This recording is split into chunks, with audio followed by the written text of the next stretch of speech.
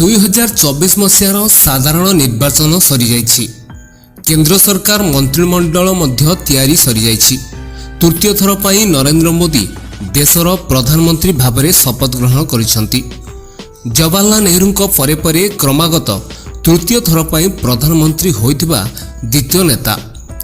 ତେବେ ଆଜିର ଭିଡ଼ିଓରେ ଜାଣିବା ପ୍ରଧାନମନ୍ତ୍ରୀ ମୋଦିକୁ କେତେ ଟଙ୍କା ଦରମା ମିଳିବ। ତା ଛଡ଼ା ଅନ୍ୟାନ୍ୟ ଖର୍ଚ୍ଚକୁ ଯୋଡ଼ିଲେ ମୋଦି ବାର୍ଷିକ ଏବଂ ମାସିକ କେତେ ଦରମା ପାଉଛନ୍ତି। ଭିଡ଼ିଓକୁ ଏବେ ଲାଇକ୍ କରନ୍ତୁ। ଚ୍ୟାନେଲକୁ ନୂଆ ଭିଜିଟ୍ କରିଥିଲେ ଏବେ ସବସ୍କ୍ରାଇବ୍ କରି ଘଣ୍ଟି ଚିହ୍ନକୁ ଦବାଇ ଦିଅନ୍ତୁ। ପ୍ରଧାନମନ୍ତ୍ରୀ ମୋଦି ଦେଶର ସବୁଠାରୁ ଶକ୍ତିଶାଳୀ ଏବଂ ଗୁରୁତ୍ୱପୂର୍ଣ୍ଣ ପଦବୀରେ ରହିଛନ୍ତି। ଦେଶର ସମସ୍ତ ଭାର ତାଙ୍କ କାନ୍ଧରେ ରହିଛି। ଏହି ଗୁରୁତ୍ୱପୂର୍ଣ୍ଣ ଦାୟିତ୍ୱ ପାଇଁ ତାଙ୍କୁ ମୋଟା ଅଙ୍କର ଦରମା ମିଳିଥାଏ। ଗତ ନିର୍ବାଚନ ଆଫିଡେଭିଟ୍ରେ 3.2 କୋଟି ଟଙ୍କା ମୂଲ୍ୟର ବ୍ୟକ୍ତିଗତ ସମ୍ପତ୍ତି ଘୋଷଣା କରିଥିଲେ। ସୂଚନା ଅନୁଯାୟୀ ତାଙ୍କର ଦୁଇଟି ମୁଖ୍ୟ ଆୟର ଉତ୍ସ ହେଲା ପ୍ରଧାନମନ୍ତ୍ରୀ ଭାବରେ ପ୍ରାପ୍ତ ଦରମା ଏବଂ ତାହାର ସୁଧ।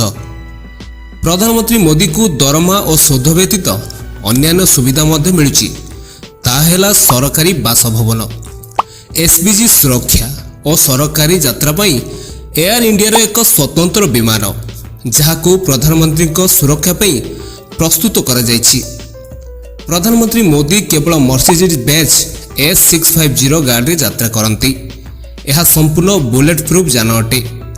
ଏପରିକି AK-47 ରାଇଫଲ ଉପରେ ଏହାର କୌଣସି ପ୍ରଭାବ ପଡ଼ିବ ନାହିଁ। ତେବେ ଆସନ୍ତୁ ଜାଣିବା ପ୍ରଧାନମନ୍ତ୍ରୀ ମୋଦି କେତେ ଟଙ୍କା ଦରମା ପାଉଛନ୍ତି। ଆପଣଙ୍କୁ କହି ରଖୁଛୁ କି ପ୍ରଧାନମନ୍ତ୍ରୀ ମୋଦିଙ୍କୁ ଏହି ଗୁରୁତ୍ୱପୂର୍ଣ୍ଣ ଦାୟିତ୍ୱ ପାଇଁ ପ୍ରତି ମାସରେ 1.66 ଲକ୍ଷ ଟଙ୍କା ଦରମା ପାଇଥାନ୍ତି, ଯାହାକି ବାର୍ଷିକ ଆୟ 20 ଲକ୍ଷ ଟଙ୍କା ଅଟେ। ଏହି ରାଶିରେ 50,000 ମୌଳିକ ଦରମା ଓ 3,000 ଟଙ୍କା ଭତ୍ତା ଖର୍ଚ୍ଚ ରହିଛି।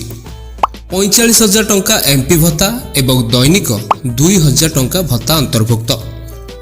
ଏବେ ଆପଣଙ୍କୁ ଆମର ଗୋଟିଏ ଛୋଟିଆ ପ୍ରଶ୍ନ, ନିହାତି ଉତ୍ତର ଦେବେ। ପ୍ରଧାନମନ୍ତ୍ରୀଙ୍କ ଦରମା ଅନ୍ୟାନ୍ୟ ଭତ୍ତା ବାବଦରେ ଜାଣିପାରିଲେ। ତେବେ କୁହନ୍ତୁ, ଭାରତର ରାଷ୍ଟ୍ରପତି ଦ୍ରୌପଦୀ ମୁର୍ମୁଙ୍କର ମାସିକ ଦରମା କେତେ? ଫଟାଫଟ କମେଣ୍ଟ କରନ୍ତୁ। ସଠିକ୍ ଉତ୍ତରଦାତାଙ୍କର ନାମ ପରବର୍ତ୍ତୀ ଭିଡ଼ିଓରେ ଆମେ ଘୋଷଣା କରିବୁ।